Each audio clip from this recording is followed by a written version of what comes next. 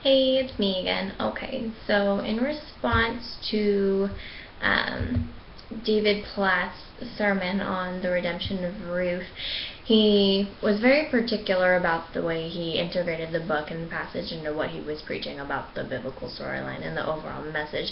He definitely went over the story of Ruth and how that all came to be, and the story of her and Boaz. He literally read from the Bible, and then once he, just that way everyone could understand what he was talking about, he would go on to explain what each little action meant, as far as relating it to the biblical storyline of, especially in this case, because Ruth is such an important figure, he was able to take the real, think of the word for it, importance of her sticking with Naomi and going to Bethlehem and meeting Boaz, because that little thing changed, I mean, of course it was in God's purpose, but changed everything when it came to meeting, for Jesus to come and save and everyone and whatnot.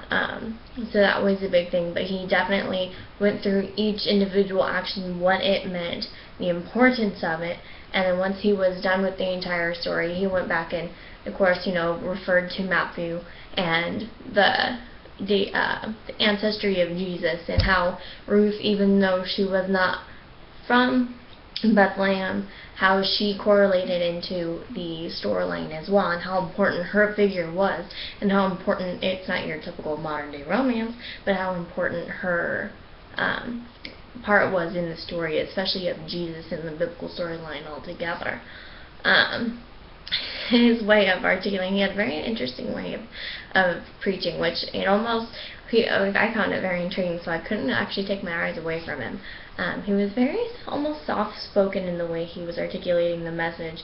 I mean, he got so excited. I think that's the thing that I liked the most about him, was he really got so excited about the story itself, and it really got me excited to listen to what he was going to say next. I know I just read the story of Ruth and Longman's chapter on her, for the Old Testament, of course, but he would, at the minute he would get so excited, he would start talking faster, and his hands would kind of get all crazy, and then his voice would get louder. But once he gets to something that was so important, especially something that obviously meant a lot to him through the whole message, he would get very quiet and start speaking a little bit slower.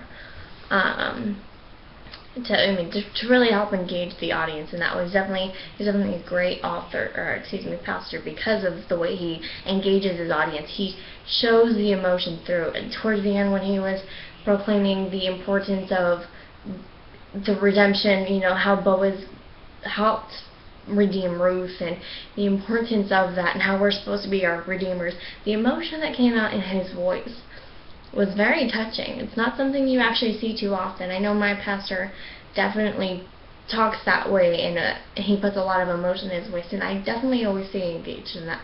And so I believe he really did so in appropriate times too, to when he was really trying to get his point across. That emotion really started coming through, and it didn't only just come through in his voice, but it came through in his eyes. I mean, he was in tears almost towards the end, which I found very neat. Of course, the message always challenges my personal habits on a day-to-day basis, because it really was a call to action. This entire story, of course, the Bible is itself, it's a call to action to serve God and the way that He wants. But this personal story was very touching in the fact that we need to remember those who don't have the privileges that we have. Today, personally, I just did a walk for St. Jude for kids who don't have health on a constant basis with some co-workers of mine, and it was very touching, some of the stories that we got to hear. The same thing goes for, people in Ethiopia and those who don't have the Bible in China. They are starting to get there, but not as many people have the privilege of being able to hear it. So it definitely challenges your personal habits to make sure you can help be the redeemer, and the fact to help redeem someone else who may not have the ability to be redeemed and blessed by God, because they just don't know about it. So that's kind of his call to action for us, was we were supposed to be like Boaz in that situation, because we are the privileged ones like Boaz, as to where some people are like Ruth, to where when they are in need, we are meant to be there to help them. And that is a big, big, big thing, especially in God's eyes. We're not supposed to be selfish, and that is a big thing for me personally.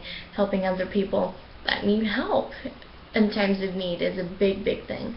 So it's definitely a good message to listen to, and especially to remember on a day-to-day basis when sometimes we get caught up in our own lives. We need to remember that, we're not supposed to be so selfish, and we're supposed to help other people, especially, and love them the way, even if we don't know them, love them the way that God loves them.